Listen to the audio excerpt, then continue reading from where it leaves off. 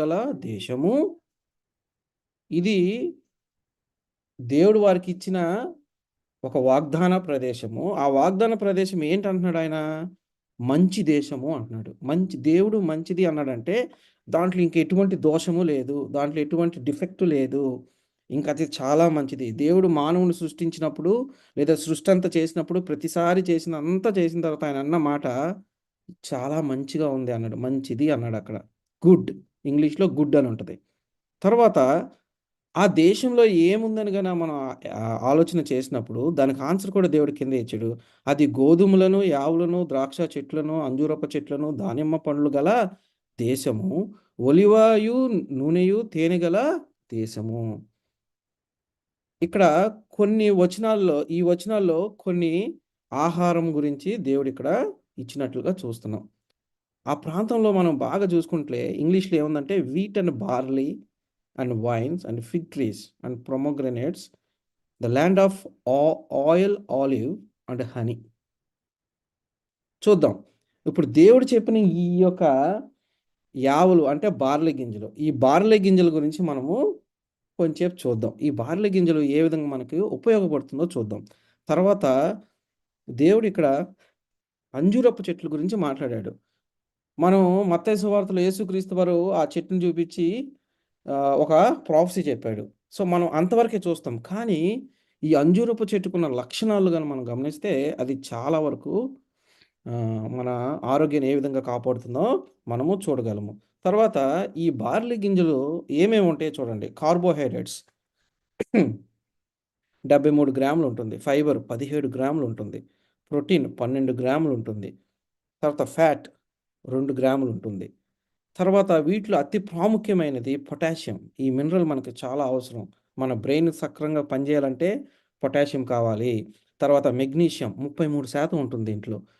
Magnesium దేనికంటే మన గుండె సరిగ్గా కొట్టుకోవటానికి, లేదంటే muscles contract I mean muscles చక్కగా పనిచేయాలంటే ఖచ్చితంగా ఇవి మెగ్నీషియం కావాలి. తర్వాత ఐరన్ కావాలి, ఫోలేట్ ఉంది, సెలేనియం ఉంది, కాపర్ ఉంది, జింక్ ఉంది. ఇవన్నీ కూడా ఈ బార్లీ గింజలో ఉన్నాయి. సో, ఒక స్టడీలో చేసినప్పుడు 3,60,000 మంది మీద చేసినప్పుడు ఈ బార్లీ గింజలు వాళ్ళకి ఇచ్చి వారి మీద ప్రయోగం చేసినప్పుడు వాళ్ళల్లో 17% మందికి ఏమైందంటే క్యాన్సరు, షుగర్ వ్యాధి ఇవన్నీ కూడా 17% తగ్గిపోయినాయి. ఎంతమందిలో 3,60,000 మందిలో ప్రయోగం చేసినప్పుడు ఓన్లీ బార్లీ గింజలు ఇచ్చి వాళ్ళకి ఆహారం ఇచ్చినప్పుడు 17% తగ్గిందంట. తర్వాత ఇంకొక స్టడీలో ఈ డయాబెటిక్ 2 అంటే షుగర్ వ్యాధిగ్రస్తులు ఉంటారు కదా! వారికి ప్లస్ ఊబకాయం ఒబెసిటీ ఉన్న వారిలో ఇది చాలా బాగా పనిచేసింది. అంటే బాగా రిస్క్‌ని తగ్గిచ్చేసింది. ఇంకేమేమి చేస్తుంది ఇది? బార్లీ గింజలు ఇంకేమేమి చేస్తుంది? దీంట్లో నేను చెప్పబడిన న్యూట్రియంట్స్ అన్నీ కూడా దీంట్లో ఉన్నాయి. తర్వాత బరువు తగ్గటానికి ఇది చాలా బాగా పనిచేస్తుంది. తర్వాత దీంట్లో సాల్యుబుల్ ఫైబరు, ఇన్సాల్యుబుల్ ఫైబర్ ఉండటం వల్ల మీకు ఏదైతే ఈ డైజెషన్ ఉందో, ఆ డైజెషన్ కరెక్ట్‌గా ఉంటుంది. తర్వాత చాలామందికి ఈ గాల్ బ్లాడర్‌లో స్టోన్స్ ఉన్నాయనేసి వాళ్ళు ఏం చేస్తారంటే ఇలా ఆపరేషన్స్ చేసుకుంటారు. సో, దాని బదులు మీరు బార్లీ వాటర్ తాగితే ఆ స్టోన్స్ కరగటానికి అవకాశం ఉంది. సో, తర్వాత ఒకవేళ ఎవరైనా చేసేసుకున్నారే అనుకుందాం. గాల్ బ్లాడర్ సర్జరీ తీసేసారనుకుందాం. ఆ స్టోన్స్ తీసేసా వారికి ఇది బాగా పనిచేస్తుంది. రికవరీ అవ్వటానికి కూడా ఇది బాగా పనిచేస్తుంది. తర్వాత కొలెస్ట్రాల్‌ని తగ్గిస్తుంది. అతి ముఖ్యంగా హార్ట్‌ని ప్రొటెక్ట్ చేస్తుంది. ఎందుకు హార్ట్‌ని ప్రొటెక్ట్ చేస్తుందంటే దీంట్లో 33% మెగ్నీషియము ఉంది కాబట్టి ఇది ప్రొటెక్ట్ చేస్తుంది. సో, కాబట్టి దీన్ని ఎలా తీసుకోవాలి? దీన్ని ఎలా తీసుకోవాలంటే బార్లీ గింజలు నానబెట్టి ఆ వాటర్‌ని మీరు బాగా కడిగి నానబెట్టండి. తర్వాత ఆ వాటర్‌నే తాగండి. లేదు బార్లీ గింజలను బాగా వేడి చేసి ఆ వేడి నీళ్ళు తాగండి. సో, బార్లీ గింజలు తాగమన్నారు కదా అని ఎక్కువ తాగమాకండి.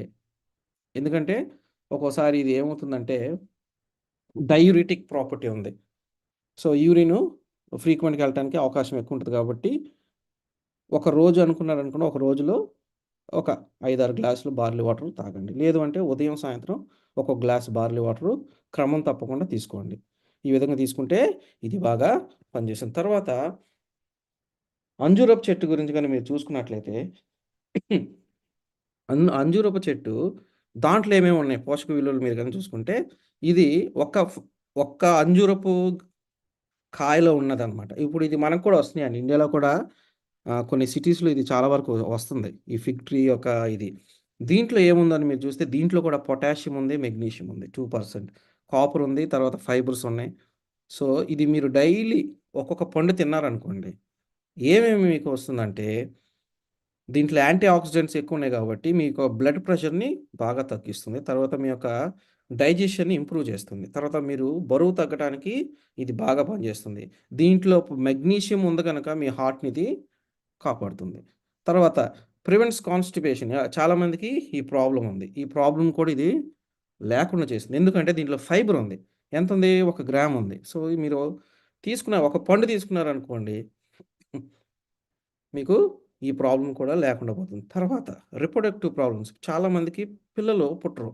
అటువంటి వారికి ఇది చాలా బాగా పనిచేస్తుంది. తర్వాత ఎవరికైతే కీళ్ళ నొప్పులున్నాయో వారికి కూడా ఇది బాగా పనిచేస్తుంది. సో, ఇది మీకు గాన దొరికితే ఒక 5, 6 పండ్లు తెచ్చుకున్న ఒకవేళ ఒక హాఫ్ కిలో తెచ్చుకున్నారనుకోండి. ఒక 5, 6 పండ్లు తిన్నారంటే ఒక్కొక్క పండ్లో 1 గ్రామ్ అంటే మీరు 4 పండ్లు తింటే 4 గ్రాముల ఫైబర్ వస్తుంది. కాపర్ వచ్చి దాదాపు 12% వస్తుంది. మెగ్నీషియం వచ్చి 8% వస్తుంది. పొటాషియం వచ్చి 8% వస్తుంది. తర్వాత విటమిన్ కే ఉంది. తర్వాత విటమిన్ బి6 ఉంది. సో, ఇవన్నీ కూడా మీకు ఈ ప్రాబ్లమ్స్ రానీకుండా కాపాడుతుంది. కాబట్టి దేవుడు ఊరికనే ఇవ్వలేదు మనకి. ఏదైతే ఇచ్చాడో దాన్ని మనం జాగ్రత్తగా మనం గన ఆహ్, ఆహ్, ఫాలో అయితే ఖచ్చితంగా మనము ఈ యొక్క వ్యాధుల నుంచి అన్నిట్ల నుంచి కూడా ఒకవేళ ఉన్నా బయటపడొచ్చు. రాకుండా కూడా మనం చూసుకోవచ్చు. కాబట్టి దేవుడిచ్చిన ఈ యొక్క అద్భుతమైన ఆరోగ్య వర్తమానాలు ఏవైతే ఉన్నాయో వాటిని మీరు ఫాలో అవ్వండి. అవన్నీ బైబిల్‌లో ఉన్నాయి. ఎవరో మనకు చెప్పనవసరం లేదు. తర్వాత ఈరోజు నా మెయిన్ అంశము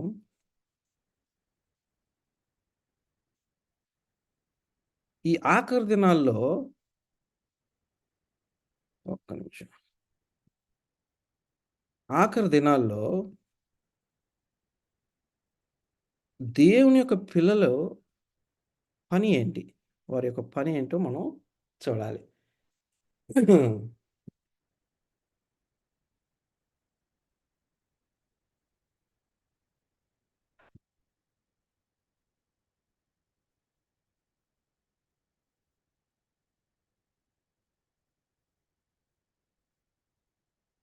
ఆఖరి దినాల్లో దేవుని యొక్క పనేంటండి? Duty of God's people in the day of atonement. అంటే ఆఖరి దినాల్లో దేవుని యొక్క ప్రజల యొక్క పని ఎలా ఉండాలో ఈరోజు మనం తెలుసుకోబోతున్నాం.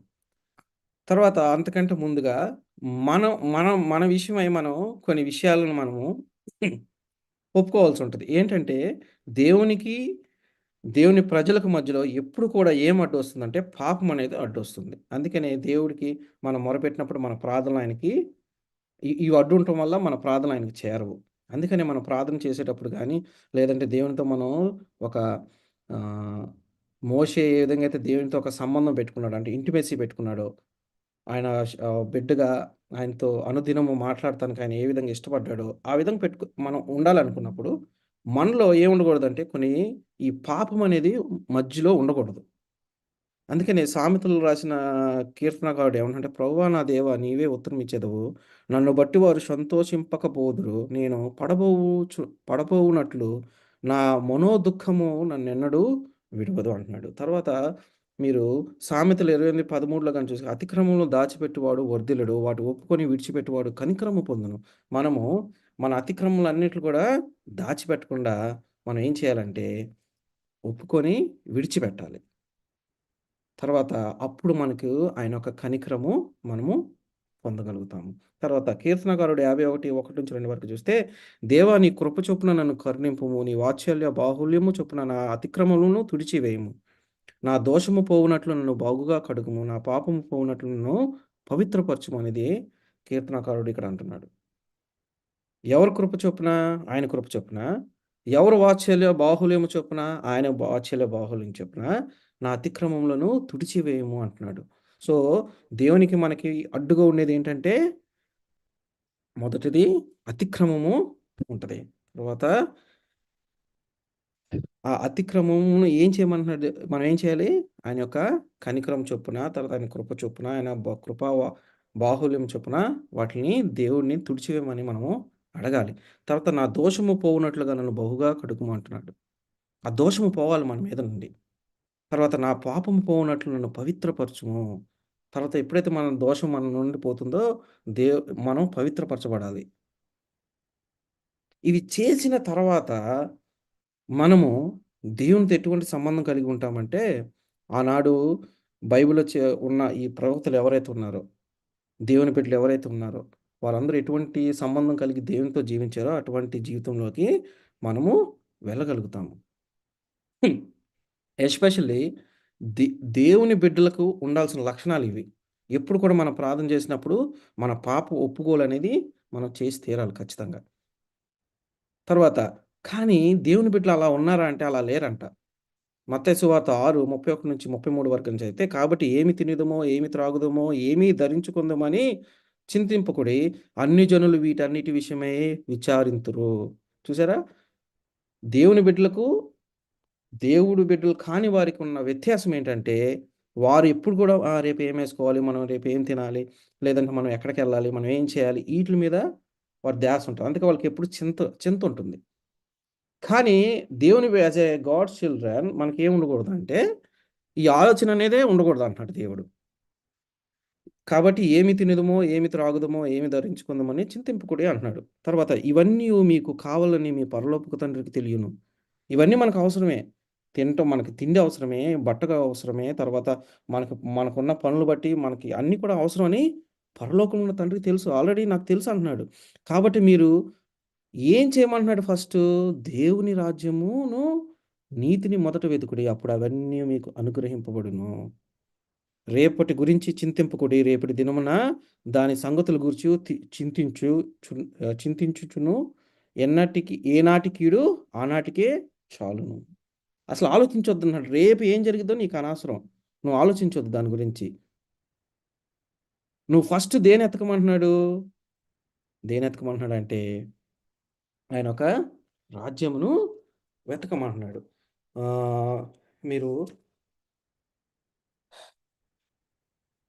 ప్రసంగి మీరు గాన ప్రసంగి చదివితే అక్కడ మనకి ఒక డ్యూటీ ఇచ్చాడు. ఒక పని ఇచ్చాడు దేవుడు. ఆ పనేంటంటే ప్రసంగి, ప్రసంగి 12 అధ్యాయము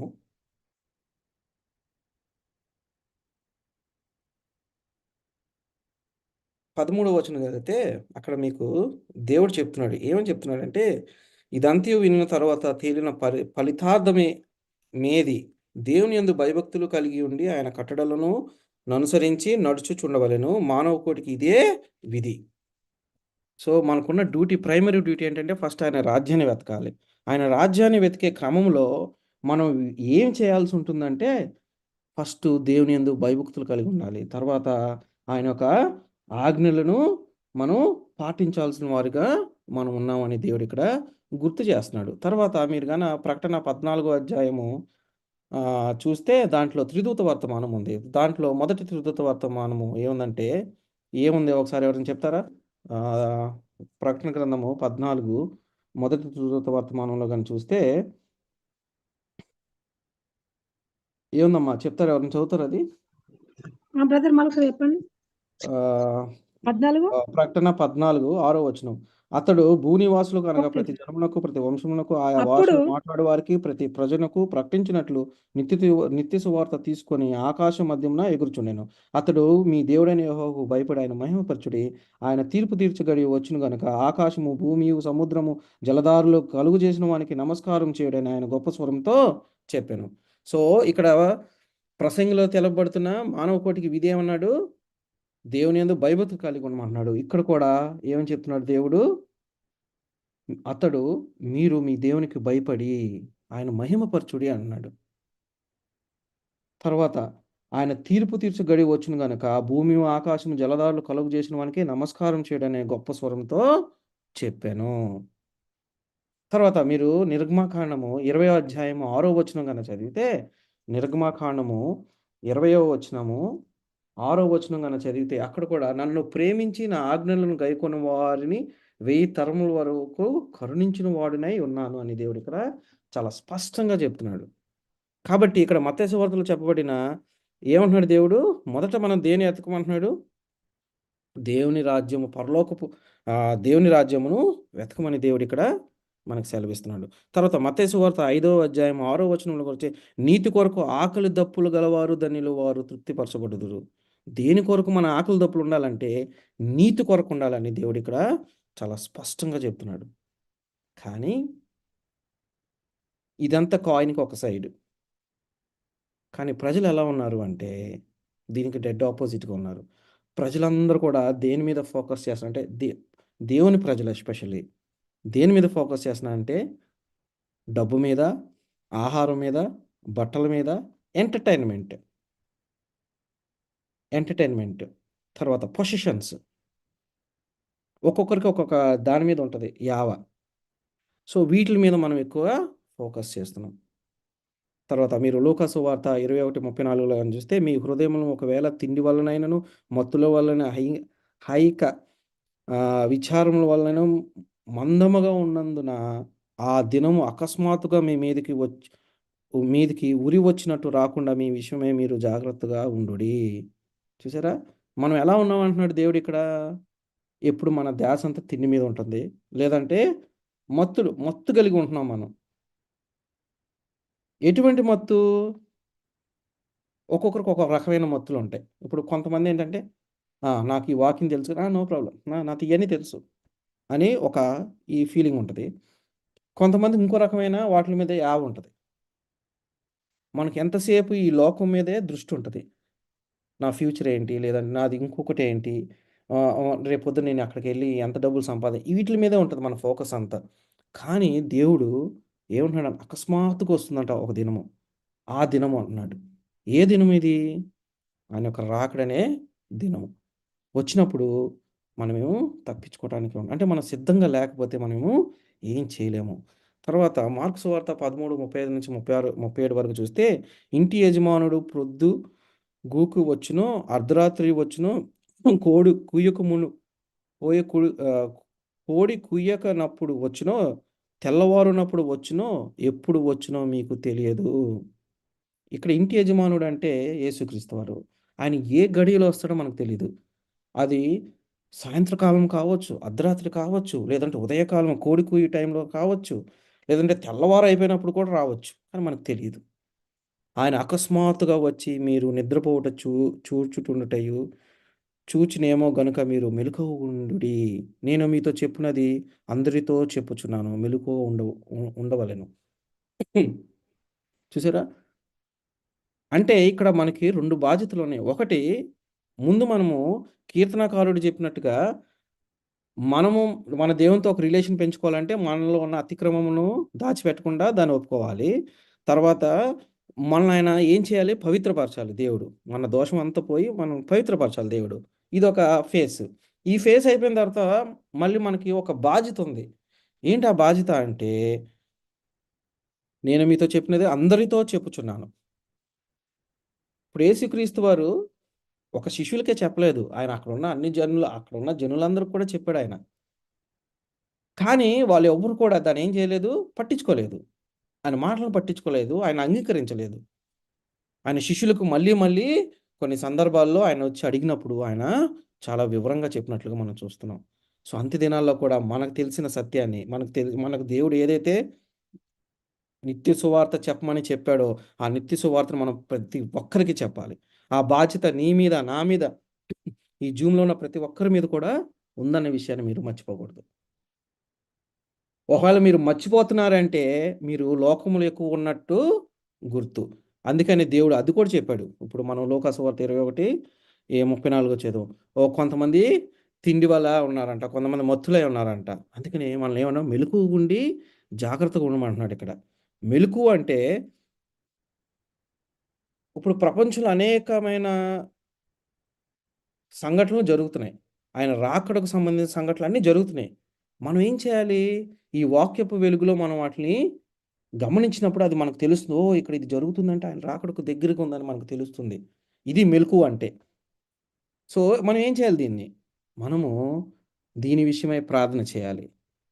దీని విషయమై ఆయనకు మొరపెట్టాలి. దీని విషయమై ఆయన కనికరము మనం పొందగలగాలి. దీని విషయమై మనం ఆయన దగ్గర నుంచి సమాధానాలు తెచ్చుకోవాలి మనం. ఇది మన బాధ్యత. ఇప్పుడు ఈ యొక్క నిత్య సువార్త నీకు తెలుసు. ఇప్పుడు నువ్వేం చేయాలి నువ్వు? నీకు అప్పజెప్పిన బాధ్యతను వేరేవాళ్ళకి కూడా చెప్పాలి. అది మనం చేయట్లేదు. తర్వాత మత్తయి సువార్త 24 41లో చూస్తే మీరు శోధనలో ప్రవేశించుకున్నట్లు మెలకువగా ఉండి ప్రార్థన చేయుడి. ఆత్మ సిద్ధమే గాని శరీరము బలహీనమని పేతురు చెప్పాను. నేను ఎక్కడికెళ్ళినా నేను ఈ యొక్క ఆరోగ్య వర్తమానాల గురించి ఎక్కువ ట్రస్ట్ చేసి చెప్తాను. కొంతమంది హేళన చేస్తాడు. వీడేంటి ఎప్పుడు చూసినా ఈ హెల్త్ మెసేజ్‌లు చెప్తా ఉంటాడనేసి. కానీ నేను అయన్నీ పట్టించుకోను. ఎందుకంటే ఆఖరి దినాల్లో నువ్వు పరలోక రాజ్యం ఎళ్ళాలంటే నువ్వు స్పిరిచ్యువల్‌గా ఎంత స్ట్రాంగ్ ఉన్నా సరే, నీ ఫిజికల్‌గా నువ్వు స్ట్రాంగ్‌గా లేకపోతే నువ్వు బలహీనుడివే. అందుకని ఇక్కడ మత్తయి సువార్తలో 26:41లో చెప్తున్నాడు. మీరు శోధనలో పడకుండానట్లు మెలకువగా ఉండి ప్రార్థన చేయండి. ఆత్మ సిద్ధమే. మన స్పిరిచ్యువల్‌గా మనలో మనం ఆత్మ నువ్వు ఇది చెయ్యి, అది చెయ్యి అని చెప్తుంది. కానీ శరీరం సహకరించకపోతే ఉదాహరణకు మీరు మీటింగ్‌కి వెళ్ళాలి. మీతో పాటు ఒక 10 మందిని తీసుకొనెళ్తారు. తీసుకొనెళ్ళాలని అనుకున్నారు. మీకు షుగర్ ఉంది, లేదంటే ఇంకోటి గుండె జబ్బు ఉంది, లేదా కిడ్నీ జబ్బు ఉంది, లేదా గాల్ బ్లాడర్ స్టోన్స్ ఏవో ఒకటి జబ్బు ఉందనుకుందాం. లేదంటే మీరు నీరసంగా ఉన్నారు, మీరు బలహీనంగా ఉన్నారు, మీకు ఏదో ఒక రోగం ఉంది. మీరు ఆ 10 మందిని ఏ విధంగా తీసుకొనెళ్తారు? మీకు వెళ్ళాలని ఉంటది కానీ మీరు అక్కడికి వెళ్ళలేరు. మీకు మోకాళ్ళ నొప్పులుంటాయి కానీ మీరు వెళ్ళలేరు అక్కడికి. ఎందుకంటే ఆత్మ సిద్ధమే కానీ ఏమవుతుంది? శరీరము బలహీనంగా ఉంది. మీరు బాగా గమనించినట్లయితే అవ్వ ఆ పండుని చూసి ఆమె ఏమైపోయింది? ఆకర్షితురాలయింది. సాతానుడు ఏమన్నాడు? ఇది తింటే దేవుడు తింటే చనిపోతాడని చెప్పాడు అని అవ్వ చెప్పినప్పుడు సాతానుడు మీరు చావరన్నాడు అంతే. సాతానుడేమి నువ్వు తినకపోతే చావు ఏం చెప్పలేదు. నువ్వు చావవు అన్నాడు అంతే. అతను ఒక అబద్ధం ఆడాడు. దానికి హవ్వ తన మనసులో ఓహ్! ఇది తింటే కనులకు అందమైనది, రమ్యమైనది అని తనను తాను ఊహించేసుకొని ఏం చేసింది? పాపం చేసేసింది. ఆమె చేసేది కాకుండా తన పెనిమిటైన ఆదాముకు కూడా ఎళ్లి పెట్టినట్లుగా మనం చూస్తున్నాం. ఏమైందక్కడ? ఆహారాన్ని చూసి ఆమె ఏమైపోయింది? ఆకర్షితురాలైపోయింది. తర్వాత మీరు దానియేలులో గాని చూస్తే దానియేలు అతని స్నేహితులు తప్ప మిగతా వాళ్ళందరూ కూడా రాజుగారి ఆహారానికి వారు తీసేసుకున్నారు. ఆఖరి దినాల్లో కూడా మనకు అటువంటి శోధనే వస్తుంది. గుర్తుపెట్టుకోండి. తర్వాత ఇస్సాకు ఇద్దరు కుమారులున్నప్పుడు ఒక కుమారుడు తన జ్యేష్ఠత్వాన్ని ఎలా కోల్పోయాడు? ఒక చిక్కుడు కూరకి తన జ్యేష్ఠత్వాన్ని అమ్మేసుకున్నాడు. ఆత్మ సిద్ధమే కానీ శరీరం బలహీనం. అందుకని మనం చాలా స్ట్రాంగ్‌గా ఉండాలి. తర్వాత యేసుక్రీస్తు వారికొచ్చిన శోధనలో 2 శోధనలు కూడా ఒకటి ఆరాధనకు సంబంధించిన శోధనొస్తే, ఒకటి ఆహారానికి సంబంధించిన శోధనొచ్చింది. రేపొద్దున ఆఖరి దినాల్లో మీకు గాని, నాకు గాని శోధనలు వస్తే ఏవొస్తాయో తెలుసా? ఆరాధన విషయంలోనే వస్తుంది. దేవుడు చెప్పిన రోజున, దేవుడు ఆరాధించమన్న రోజున కాకుండా, నేను ఇంకో రోజున ఆరాధించానంటే దేవునికి నేను వ్యతిరేకంగా నడుస్తున్నట్లే. తర్వాత ఆహారానికి సంబంధించిన శోధనలే మనకు కలుగుతాయి. ఆ విషయాన్ని మనం మర్చిపోకూడదు. ఏముందండి తింటే అయిపోతుంది గదా! ఒక పూట అంటే కుదరదు. తినకూడదు అంటే తినకూడదు. అంతే. మళ్ళీ ఇంకో చాయిస్ తీసుకోకూడదు మనం. సో, కాబట్టి ఆ ఆఖరి దినాల్లో ఇది మనము గుర్తుపెట్టుకోవాలి. తర్వాత మీరు హెజ్కేలు 2:7 గాని చదివితే ఆయన నాతో ఇట్లా నేను నరపుత్రుడా నా మీద తిరుగుబాటు చేసి నా జనుల యొద్దకు ఇశ్రాయేలు యొద్దకు నిన్ను పంపుచున్నాను. వారు వారి పితరులను నేటి వరకును నా మీద తిరుగుబాటు చేసినవారు. ఎజికేల్‌ని ఆయన పంపిస్తున్నాడు. ఎక్కడికి పంపిస్తున్నాడు? ఇజ్రాయెల్ ప్రజల మధ్యలోకి పంపిస్తున్నాడు. అన్యుల మధ్యలోకి పంపించట్ల. వీరు పూర్వకాలం నుంచి నా మీద తిరుగుబాటు చేస్తూనే ఉన్నారన్నాడు. అయినప్పటికి కూడా నువ్వు వెళ్లి వాళ్ళకి హెచ్చరికలు చేయమని చెప్తున్నాడు. మనం కూడా మనం ఎవరికి చెప్తున్నాం సేవ? మన వాళ్ళకే చెప్తున్నాం మనం సేవ. మన ఈ సువార్త గురించి చాలా మందికి అడ్వెంటిస్టులు అని చెప్తున్న వారికి ఎవరికి తిరుగుదూత వర్తమానం తెలీదు. అడ్వెంటిస్టులు అని చెప్తున్న వారికి ఎవరికీ ఈ 70 వారాల ప్రొఫెసీ తెలీదు. ఈ 2300 ప్రొఫెసీ గురించి తెలీదు. లేదంటే ఈ యొక్క 7 తెగులు గురించి ఏమి తెలీదు వాళ్ళకి. వాళ్ళకి శనివారం వెళ్లి గుడికెళ్ళేసి వచ్చి కూర్చున్న వాళ్ళే చాలా మందున్నారు. అటువంటి వారికి మీ బాధ్యత ప్రకారం మీరు ఈ సువార్తను అందించవలసిన అవసరము ఎంతైనా ఉన్నదనే విషయాన్ని మీరు మర్చిపోకూడదు. మీరు వారి మధ్యలోకి వెళ్ళినప్పుడు వాళ్ళు మిమ్మల్ని హేళన చేస్తారు. వారి మధ్యలోకి వెళ్ళినప్పుడు మిమ్మల్ని దూషిస్తారు. అయినప్పటికీ కూడా మీరు మనసులో ఒకటి గుర్తుపెట్టుకోవాలా, మీ వెనకాల ఎవరున్నారంటే దేవుడున్నాడనే విషయాన్ని మీరు మర్చిపోకూడదు. దేవుడు ఎన్నుకున్న తన బిడ్డలకున్న ఆయన చెప్పిన పనేంటో మనం ఇప్పుడు ఒక 15 నిమిషాలు చూద్దాం. మరియు ఇది ఇర్మియా 33 అధ్యాయము. మీరు చదవండి, ఇంటికెళ్ళిన తర్వాత చదవండి. టైం లేదు గనుక నేను స్పీడ్‌గా చెప్పేస్తున్నాను. మరియు యెహోవా వాక్కు నాకు ప్రత్యక్షమై ఇలాగు సెలవిచ్చెను. నరపుత్రుడా, నీవు ఈ జనులకు సమాచారము ప్రకటించి వారితో ఇట్లనుము. నేనొకానొక దేశము మీదికి ఖడ్గము రప్పింపగా ఆ జనులు తమలో ఒకరిని ఏర్పరచుకొని వానికి కొని కావలిగా నిర్ణయించిన ఎడల. సో దేవుడు మళ్ళీ ఈయనకి ఇర్మియా గారికి ప్రత్యక్షమయ్యి, నరపుతుడా, నీవు ఈ జనులకు ఒక సమాచారం ప్రకటించి వారితో ఇట్లనుము. నేను ఒకానొక దేశము మీదకి ఖడ్గమును రప్పింపగా ఆ జనులు తమలో ఒకరిని ఏర్పరచుకొని కావలివానిగా నిర్ణయించిన ఎడల అతడు ఆ దేశం మీదకి ఖడ్గము వచ్చుట చూచి బాకా ఊది జనులను హెచ్చరిక చేసిన సమయమున. ఇక్కడ ఏంటంటే ఇది అంత్యకాలానికి సంబంధించింది. ఏంటి సంబంధించిందంటే, ఇప్పుడు ఈ అంత్యకాల సువార్త చెప్పేవాళ్ళు భూప్రపంచంలో చాలా తక్కువ మంది ఉన్నారు.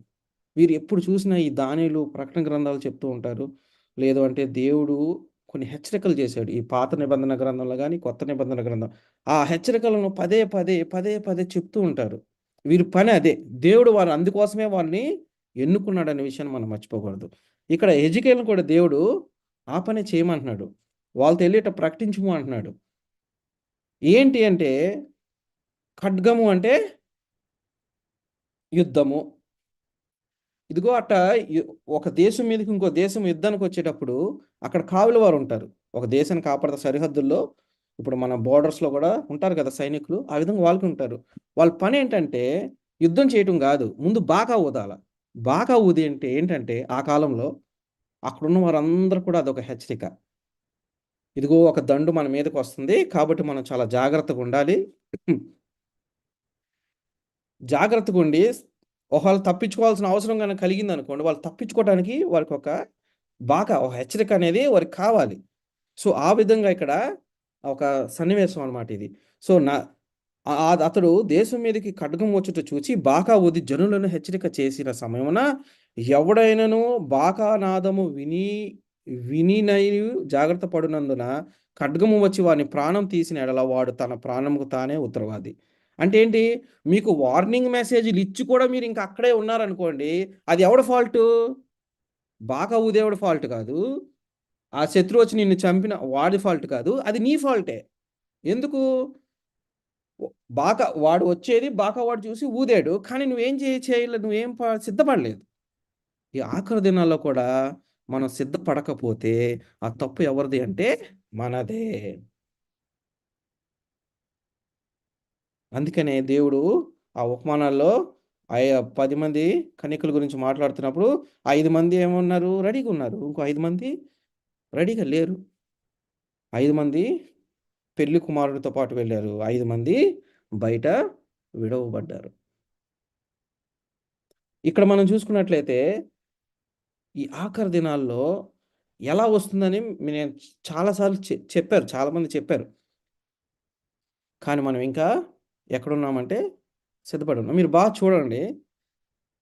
సువార్త అప్పుడు ఈ అంత్యకాలపు సువార్త ఏదైతే ఉందో ఇది తగ్గిపోయింది. కరోనా టైంలో అందరూ ఇళ్లల్లో ఉన్నారు కాబట్టి అందరికి దేవుడి భక్తి ఎక్కువైపోయింది. కరోనా టైంలో ప్రాణభయం ఉంది కాబట్టి దేవుడి భక్తి ఎక్కువైంది. కరోనా తగ్గిపోగానే క్రమంగా అందరూ చల్లబడిపోయారు. మనం ఏ సంఘం కింద ఉన్నప్పుడు లౌడేసి ఏ స్థితిలో అయితే ఉందో మనం కూడా అదే స్థితిలో ఉన్నాం. అందరూ చల్లబడిపోయారు. ఇప్పుడు జూమ్ మీటింగ్‌లు పిలిచినా ఎవరు రారు. ఎందుకంటే దే ఆర్ వెరీ బిజీ. లేదా ఎక్కడైనా మీటింగ్ ఉందంటే we are very busy. Students ఏమో మేము చదువుకోవాలి, మాకు రేపు పరీక్షలున్నాయని వాళ్ళెళ్ళిపోతారు.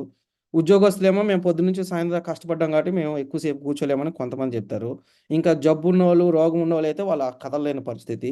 ఇంకా ముసలోళ్ళు, ముక్కోళ్ళైతే దూర ప్రాంతాల్లో ప్రయాణం చేయలేని పరిస్థితి. ఇంకెవరు చేస్తారు దేవుడి సేవ? ఎవరు చెప్తారు ఈ దేవుడు ఏదైతే చెప్పండో ఎవరు చెప్తారు? సో ఎవరికి టైం లేదు. సో కాబట్టి ఇప్పుడు అంతా చల్లారిపోయింది. మీరు చూడండి, పెళ్లి చేసుకున్నారు, ఫంక్షన్‌కి వెళ్తున్నారు. వారు ఎవరెవరి కార్యక్రమాల్లో వారు బిజీగా ఉన్నారు. కానీ దేవుడి పనులు మట్టుకు ఎవరు చేయట్లేదు. సో దేవుని రాక కూడా హఠాత్తుగా వస్తుంది. తర్వాత దేవుడు మనకు ఒక బాధ్యత చెప్పినప్పుడు, ఆ బాధ్యత మనం సక్రమంగా నెరవేర్చిన బాధ్యత మన మీదే ఉంది. అది మనము గుర్తుపెట్టుకోవాలి. తర్వాత 7వ వచనం, నరపుత్రుడా, నేను నిన్ను ఇజ్రాయేలుకు కావలివానిగా నియమించున్నాను గనుక నీవు నా నోటి మాటను విని నాకు ప్రతిగా వారికి హెచ్చరిక చేయవలెను. అంతే. There is no doubt. ఎవరిని కావలివారిగా నియమించాడంట? ఆయనకు కావలివారిగా మనందరిని నియమించాడనే విషయాన్ని మీరు మర్చిపోకూడదు. ఇది ఎవరి నోటి మాట అంటున్నాడు? గనుక నీవు నా నోటి మాటను విని, నేను ఏదైతే చెప్పానో అది విని, నాకు ప్రతిగా అంటే దేవునికి బదులుగా దేవుడు ఈ లోకంలో నిన్ను, నన్ను ఆయా ప్రాంతాల్లో పెట్టి సువార్త చేయమని చెప్పాడు దేవుడు. ఇప్పుడు పాస్టర్లు ఏమైపోయారంటే, పాస్టర్లు లేదంటే ఎల్డర్లు వీళ్ళందరూ ఏమైపోయారంటే పార్టీలనమాట. మనం ఈ గవర్నమెంట్‌కి సపోర్ట్ చేయాలి, మనం ఈ గవర్నమెంట్‌కి సపోర్ట్, మనం వీడిని సపోర్ట్ చేయాలి, మనం ఇట్లా తయారయ్యారు ఒక్కొక్కడు. నీ బాధ్యత ఏంటి? దేవుని ప్రజలను ఆయన తట్టు తిప్పడమే నీ పని. ఆ పని కాకుండా మిగతా పనికిమాలిన పనులన్నీ చేస్తున్నాం మనం. సో దేవుడు హెచ్చరిస్తున్నాడు, జాగ్రత్తగా ఉండాలి మనం. అందుకే దేవుడు నా నోటి మాటను విని నాకు ప్రతిగా వారికి హెచ్చరిక చేయమంటున్నాడు. ఎవరికి బదులుగా మనం ఉన్నాం ఇక్కడ? We are representing a true god. ఆయన నిజమైన దేవుడు. ఆయన బిడ్డలుగా మనం ఎవరిని రిప్రజెంట్ చేస్తున్నాం? We are representing Christ. దేవుని రిప్రజెంట్ చేస్తున్నాం. నువ్వు ఆషామాషిగా ఉన్నట్లయితే కష్టం. దేవుడు తీసేస్తాడు సుమా. జాగ్రత్తగా ఉండాలి మనం. కాబట్టి నరపుత్రుడా, నేను నిన్ను ఇశ్రాయేలుకు కావలివానిగా నియమించాను. దేవుడు మనల్ని కావలివానిగా నియమించాడు. గనుక నీవు నా నోటి మాటలను విని నాకు ప్రతిగా వారిని హెచ్చరిక చేయవలెను. తర్వాత ఇక్కడ నేను 2 ఉదాహరణలు చెప్పి ముగిస్తాను.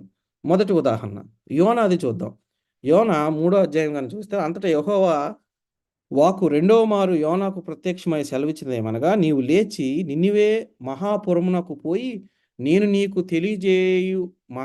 తెలియజేయు సమాచారము దానికి ప్రకటన చేయుము. కాబట్టి యోనా లేచి యెహోవా సెలవిచ్చిన ఆజ్ఞ ప్రకారము నినివే పట్టణమునకు పోయెను. నినివే పట్టణము దేవుని దృష్టికి గొప్పదే. 3 దినముల ప్రయాణమంతా పరిమాణము గల పట్టణము. సో దేవుడు మొదటిసారి దేవుడి యొక్క హెచ్చరికలను నిర్లక్ష్యం చేసినప్పుడు దేవుడు ఏ విధంగా ఆయనకి ఒక లెసన్ నేర్పించాడో మనం చూసాం. ఇది రెండోసారి మళ్ళీ దేవుడి యొక్క ప్రత్యక్షమైనప్పుడు యోనా లేచి ఆ పట్టణం అంతా కూడా సంచారం చేశాడు. 3 దినముల ప్రయాణం అది. అంతా సంచారం చేసి దేవుడు ఏదైతే ప్రకటన చేశాడో దాన్ని చేశాడు. యోనా ఆ పట్టణంలో ఒక దిన ప్రయాణమంత దూరము సంచరించుచు ఇక 40 దినములకు ఈ నినివే పట్టణము నాశనమగునని ప్రకటన చేయగా, నినివే పట్టణపు వారు దేవుని యందు విశ్వాసముంచి ఉపవాస దినము చాటించి గనులేమి అలుపులేమి అందరూ గోనెపట్ట కట్టుకొనిరి. ఆ సంగతి నినివే రాజునకు వినబడినప్పుడు అతడు తన సింహాసనము మీద నుండి దిగి తన రాజవస్త్రములు తీసివేసి గోనె కట్టుకొని బూడిదలో కూర్చుండెను. సో ఎప్పుడైతే యోనా ఇది ప్రకటన చేశాడో అక్కడున్న వాళ్ళందరూ కూడా అలుపులేమి, గనులేమి అందరూ కూడా ఏమైపోయారు? ఉపవాస దినాన్ని ప్రకటించారు. ఇది తెలుసుకున్న రాజు కూడా ఏం చేశాడు? తన రాజు వస్త్రాలు తీసి గోనె పట్టు కట్టుకొని ఆయన కూడా బూడిదలో కూర్చున్నట్టుగా మనం చూస్తున్నాం. మరియు రాజైన తాను ఆయన మంత్రులను ఆజ్ఞేయగా, ఒకవేళ దేవుడు మనసు తిప్పుకొని ప్రాయచిత్తపడు మనము లయము కాకుండా తన కోపాగ్ని చల్లార్చుకొనును గనుక మనుషులు ఏది పుచ్చుకొనకూడదు. పశువులు గాని, ఎద్దులే గాని, గొర్రెలే గాని మేత మేయకూడదు. నీళ్లు త్రాగకూడదు. మనుషులందరూ తమ దుర్మార్గముల నుండి విడిచి తాము చేయు బలాత్కారం మానివేయవలెను. మనుషులేమి, పశువులేమి సమస్తము గోనె పట్ట కట్టుకొనవలెను. జనులు మనస్పూర్వకముగా దేవుని వేడుకొనవలెను అని దూతలను నినివే పట్టణంలో చాటించి ప్రకటన చేసేది. ఈ నినివే వారు తమ చెడు నడతలను మానుకొనిరి. వారు చేయుచున్న క్రియలను దేవుడు చూచి పశ్చాత్తాపపడిన వారికి చేయుదునని తాను మాట ఇచ్చి కీడు చేయక మానెను. సో ఎప్పుడైతే రాజు ఆ ప్రకటన చేశాడో, రాజు చాలా క్లియర్‌గా ఉన్నాడు. ఏమని చెప్పాడు ఆయన అక్కడ? మనుషులు తమ దుర్మార్గములన్నీ విడిచేయాలంటున్నాడు. బలాత్కారం మానివేయాలంటున్నాడు. తర్వాత మనసుపూర్వకముగా దేవునికి వేడుకొనాలని ఆయన హెచ్చరికను చేశాడు. ఇది మనం మనం ప్రకటన చేసినప్పుడు అందరూ మన మాట వింటారని లేదండి. ఇప్పుడు ఇక్కడ ప్రకటన చేసినప్పుడు ఆ ప్రాంతంలో ఉన్న వారందరూ కూడా నిజమైన దేవుడిని ఎరిగారు గనుక, వారి అక్రమం నుండి వారన్నిట్లికి వాళ్ళేం చేశాడు? ఉపవాసం ఉండి దేవుని యొక్క కనికరమును పొందగలిగారు. అందుకనే దేవుడు నినివే పట్టణాన్ని నాశనం చేయకుండా వారందరిని కూడా రక్షించినట్లుగా మనం చూస్తున్నాం. ఒకవేళ, ఒకవేళ మనం ప్రకటన చేసినా సరే, వారు గాని వినకపోతే దానికి బెస్ట్ ఎగ్జాంపుల్ నోవా దినాలు. నోవా 120 దినాలు ప్రకటన చేశాడు. సారీ 120 సంవత్సరాలు చాటింపు వేశాడు. వార్నింగ్ మెసేజ్ అంటారు.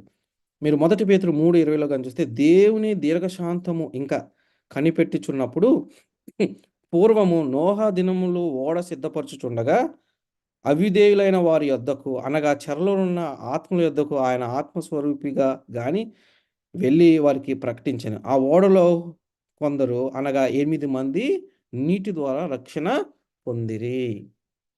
ఎంతమంది పొందారు రక్షణ? 8 మందే. ఆ టైంలో ఆయన నోవా చెప్పింది ఒకటే. ఇదిగో జలప్రళయం రాబోతుంది. మీరు ఈ ఓడలోకి ప్రవేశించండని. ఆయన సిద్ధపడుతూ తనతో ఉన్న వారందరిని కూడా సిద్ధపరచడానికి ఆయన చాలా బాగా ప్రయత్నం చేశాడాయన. కానీ ఎవరు కూడా ఆయన మాటను లెక్క చేయలేదు. ఏమైంది లెక్క చేయనందుకు? అందరూ భూమి మీద లేకుండా తుడిచివేసేసాడు దేవుడు అంతే. తర్వాత ఎలా ఉన్నామంటే మనమంతా అప్పుడు ఈ రోజుల్లో నోవా అంటే మనం చెప్తున్నాడు గదా! మన అంత్య దినాలు ఎలా ఉన్నాం ఇప్పుడు ఎలా ఉందంటే నోవా దినాలు ఎలా ఉన్నాయో మనం కూడా అలాగే ఉన్నాం. సో, మనం ఎలా ఉన్నామని చూసుకుంటే 2 తిమోతి 3, 1-5 వరకు ఇది అందరికి తెలిసిన వాక్యమే. కానీ మనం ఏ రోజు కూడా దీన్ని ఫాలో కాము. ఏలయనగా మనుషులు స్వార్థప్రియులు, ధనాపేక్షలు, బింకములాడువారు, అహంకారులు, దూషకులు, తల్లిదండ్రులు, అవిధేయులు, కృతజ్ఞత లేని అపవిత్రులు, అనురాగరహితులు, అతి ద్వేషులు, అపవాదకులు ఇంకా అవన్నీ చూసుకున్నారనుకో లిస్ట్ ఉంది. అన్నీ చెప్పి ఏమంటున్నాడంటే, ఇట్టి వారికి విముఖుడివై ఉండుము. ఇట్టి వారితో స్నేహం కూడా చేయొద్దంటున్నాడు దేవుడు. సో, మనము ఇటువంటి స్థితిలో ఉన్నాం.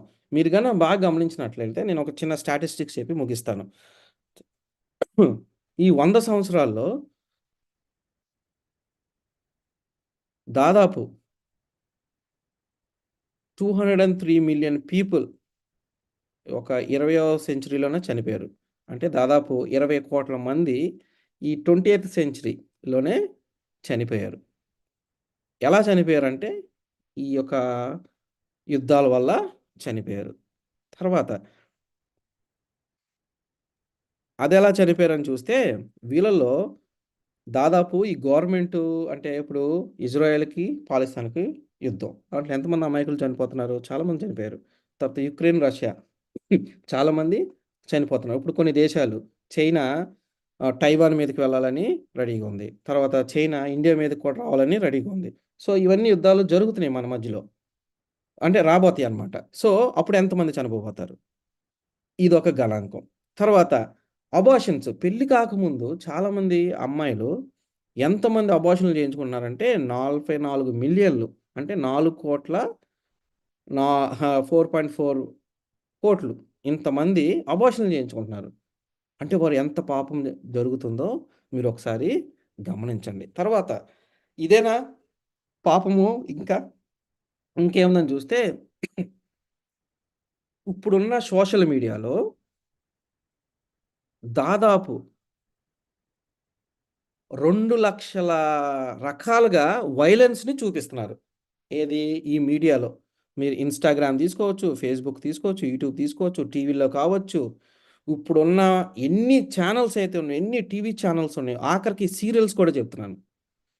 సీరియల్స్‌లో కూడా ఎలా హత్య చేయాలో కూడా క్లియర్‌గా చూపిస్తున్నారు. ఎపిసోడ్స్‌గా చూపిస్తున్నారు. ఇదంతా వైలెన్స్.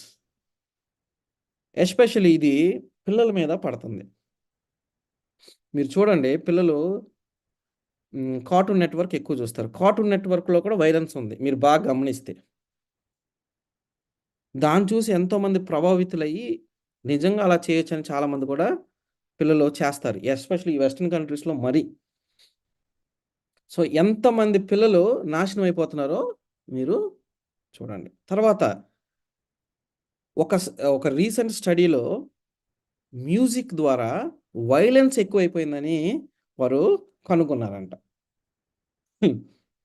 15% ఆఫ్ వైలెన్స్ ఎలా జరుగుతుందంటే మ్యూజిక్ వల్ల. తర్వాత వీడియో గేమ్స్, తర్వాత ఇంటర్నెట్‌ల ద్వారా కూడా చాలామంది అంటే యవ్వనస్తులు అంటే చిన్న పిల్లల కాడ నుంచి యవ్వనస్తుల దాకా వృద్ధుల వరకు కూడా ఇన్‌ఫ్లూయెన్స్ అవుతున్నారు. ఇప్పుడు నెట్‌ఫ్లిక్స్ లేదంటే ఇట్లాంటి ఓటీటీ ప్లాట్‌ఫార్మ్స్ చాలా వచ్చాయి. వీటన్నిటిలో కూడా వైలెన్స్ విపరీతంగా చూపిస్తున్నారు. ఇప్పుడొచ్చే సినిమాలు గాని, ఇవన్నీ కూడా వైలెన్స్‌ని ఎంకరేజ్ చేస్తున్నాయి. మనం ఏం చేస్తున్నాం? వీటిలనే చూస్తున్నాం మనం. సో, కాబట్టి మనం అటువంటి పరిస్థితిలో ఉన్నాం. ఇటువంటి పరిస్థితిలో ఉన్నవారు మనం బయటికి రావాలి. అంటే నోహా దినాల్లో కూడా ఇటువంటి పరిస్థితులు ఉన్నాయని అర్థం. అంటే ఆ టైంలో టీవీలు ఉన్నాయా సార్? ఆ టైంలో ఓటీటీ ప్లాట్‌ఫార్మ్స్ ఉన్నాయంటే నా ఉద్దేశ్యం అది గాదు. ఆ టైంలో కూడా ఇప్పుడు ఎంత వైలెన్స్ జరుగుతుందో, ఆ టైంలో కూడా అంత వైలెన్స్ జరుగుతుంది. జరిగింది. కాపోతే దేవుని యొక్క మనసు నొచ్చుకుంది. ఎందుకు ఈ మనుషుల్ని చేశానురా బాబు! అనుకున్నాడు దేవుడు. కాబట్టి మనము జాగ్రత్తగుండాలి. తర్వాత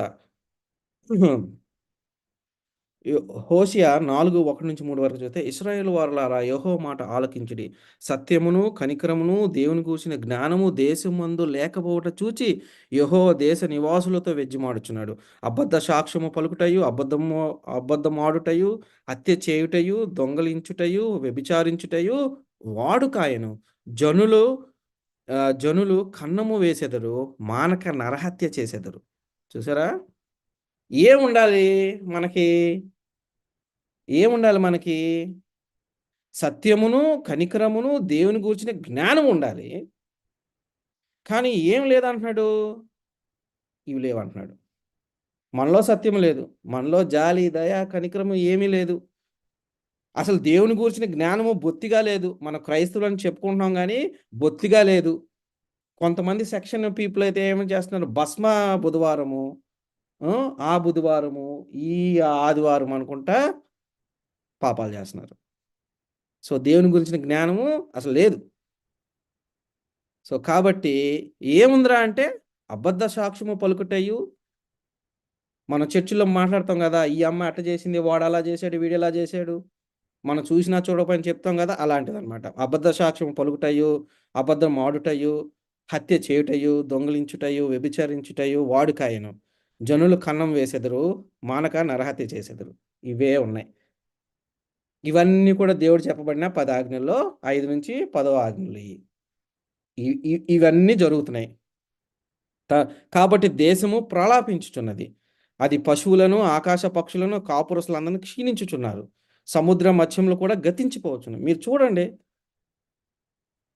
ఎక్కడ కూడా సంతోషం లేదు. ఎక్కడ కూడా మనశ్శాంతి లేదు. ఏ దేశంలో కూడా లేదు. తర్వాత దీని యొక్క ఎఫెక్ట్, పాపం యొక్క ఎఫెక్ట్ ఎంత భారంగుందంటే, పశువులు చచ్చిపోతున్నాయి. ఆకాశ పశువులు స క్షీణించిపోతుంది. తర్వాత సముద్ర మత్స్యములు కూడా గతించిపోవచ్చును. మీరు చూడండి సముద్రంలో చాలా చేపలు న్యూస్‌లో చెప్తా ఉంటారు. ఇన్ని వేల చేపలు రోడ్డు మీదకొచ్చేసాయి అంటారు. సముద్రం నుంచి రోడ్డు మీదకి పడిపోయినాయి. లేదంటే సముద్రంలో చేపలన్నీ చచ్చిపోయినాయి. తర్వాత ఇంకా మనలో ఏముందంటే, మనం క్రైస్తవులని చెప్తున్నాం గానీ, ఇతరులకు వాక్యం చెప్తున్నాం గానీ, మనలో ఇంకేమున్నాయంటే బలహీనతలు. ఒకడు మరొకనితో వాదించుచు ప్రయోజనము లేదు. సో, వాదించడం ఎక్కువైపోయింది. దానివల్ల ప్రయోజనం లేదని చెప్తున్నాడు దేవుడిక్కడ. ఒకని గద్దించు కార్యము కాకపోవును. నీ జనులకు యాజకునితో జగడమాడు వారి పోలి ఉన్నారు. అంటే ఎవరన్నా పొరపాటున మనకొచ్చి హెచ్చరికలు చేస్తే, వాడితో జగడమాడటానికి మనం ఉన్నాం ఇప్పుడు. ఇప్పుడు చర్చ్‌లో ఎవరన్నా ఒక మంచి పని, "అమ్మా! ఇలా చేయకూడదు. బైబిల్‌లో ఇలా ఉంది" అని చెప్పారనుకోండి. బైబిల్‌లో ఉంది కాబట్టి, ఆమె చెప్పింది కాబట్టి మీరేం చేయాలి? వినాలి. ఒకవేళ మీకు వినటం ఇష్టం లేకపోతే నోరు మూసుకొనుండాలి. కానీ మనం ఏం చేస్తాం? నీకు తెలుసా? నీకు దేవుడు చెప్పాడా? నువ్వు చూసావా? నువ్వు చేసావా? ఇలాగ మనం ఏం చేస్తాం? వాళ్ళతోనే చేస్తాం. ఇప్పుడు పాస్టర్ గారు వచ్చి, అమ్మ మీరు ఇట్లా చేయకూడదు, లేదా బాబు మీరు ఇట్లా చేయకూడదు, ఇది తప్పంటే మనం ఏం చేస్తాం? మరుసటి రోజు పాస్టర్ గారి మీద పితూరీలు చెప్తాం. లేదంటే పాస్టర్ గారి గురించి చెడ్డ మాటలు చెప్తాం. లేదా పాస్టర్ గారిని కొడతానికి కూడా మనము వెళ్తాము. సో, ఆ కాలంలో కూడా ఇజ్రాయెల్ ప్రజలు అలాగే ఉన్నారు. ఈ కాలంలో కూడా అలాగే ఉన్నారు. సో, ఇటువంటి వారి మధ్యలోకి దేవుడు నేనిందాక చెప్పబడిన వాక్యం ప్రకారం మనల్ని కావలివారుగా ఉంచాడు. నరపుత్రుడా నీవు ఈ జనులకు సమాచారము ప్రకటించి వారితో ఇట్లనుము. ఏమనమన్నాడు? నరపుత్రుడా నేను నిన్ను ఇశ్రాయేలుకు కావలివానిగా నియమించున్నాను గనుక నీవు నా నోటి మాటను విని నాకు ప్రతిగా వారికి హెచ్చరికలు చేయవలెను. మనం అటువంటి వారి మధ్యలో ఉన్నామనే విషయం దేవునికి తెలుసు. అయినప్పటికి కూడా మనం వారి మధ్యలోకెళ్ళి ప్రకటించమంటున్నాడు. ఆయనకు ప్రతిగా నిన్ను నియమించానంటున్నాడు ఆయన. సో, ఆ బాధ్యతను మనము తూచా తప్పకుండా చేయాల్సిన అవసరము ఎంతైనా ఉంది. ఇవి చేయాలంటే మనలో ఉన్న ఏదైతే అతిక్రమములు ఉన్నాయో, అతిక్రమములన్నీ కూడా మనము కనపడేయాలి. మనలో ఏయైతే దోషములున్నాయో అవన్నీ కూడా యేసుక్రీస్తు నామంలో కడిగివేయబడాలి ఫస్ట్. తర్వాత యేసుక్రీస్తు వారు మనల్ని పవిత్రపరచాలి. అప్పుడే మనము ఆయనతో సన్నిహితంగా మెలగగలము. ఆయన చెప్పిన పని మనము చేయగలము. దేవుడు ఇచ్చిన వాక్యాన్ని దీవించును గాక. కళ్ళు మూసుకున్నట్లయితే ప్రార్థన చేసుకొని ముగించుకుందాం. సర్వోన్నతుడా, సర్వాధికారి, సర్వ సృష్టికర్త వందనాలు, స్తుతులు, స్తోత్రాలు ప్రభా. కొద్ది నిమిషాలు పాటలతోనూ, వాక్యంతోనూ నిన్ను ఆరాధించుటకు మీరిచ్చిన సమయాన్ని బట్టి వందనాలు. ప్రభా మరి మేము కొద్దివారుగా ఉన్నప్పటికీ తండ్రి, మీరు మా పట్ల ఎంతో కృప చూపించారు. ఎంతో కనికరము చూపిస్తున్నారు ప్రభా. ఈ ఆఖరి దినాల్లో తండ్రి, మమ్మల్ని సజీవ లెక్కలో ఉంచుతూ, మమ్మల్ని ప్రభా అనేకమైన వర్తమానాలతో మమ్మల్ని బలపరుస్తున్న దేవా, నీకు వెళ్ళని వందనాలు చెల్లించుకున్నాం ప్రభా. మాలో ఎవరికైనా బలహీనతలు ఉన్నట్లయితే ప్రభా, ప్రతి ఒక్కరిని నీ పాద సన్నిధిలో పెడుతున్నాను. వారికున్న ప్రతి ఒక్క బలహీనతలను నజరైన యేసుక్రీస్తు నామములో తీసివేయమని కూడా బతిమాలుకొంచున్నాం. నీ రక్తాన్ని వారి మీద ప్రోక్షిస్తున్నప్పుడు తండ్రి, వారికి స్వస్థత సంపూర్ణంగా కలుగును గాక తండ్రి. ప్రభా మీరు రక్షిస్తే తప్ప మేము రక్షింపబడలేం తండ్రి. మీరు స్వస్థపరిస్తే గాని మేము స్వస్థపరచబడలేం తండ్రి. మమ్మల్ని స్వస్థపరచండి, మమ్మల్ని రక్షించమని కూడా బతిమాలుకొంచున్నాను. మళ్ళీ మేము జూమ్‌లో కలుసుకున్నంత వరకు కూడా నీ యొక్క కాపుదల, నీ యొక్క భద్రత మాపై ఉంచుతారని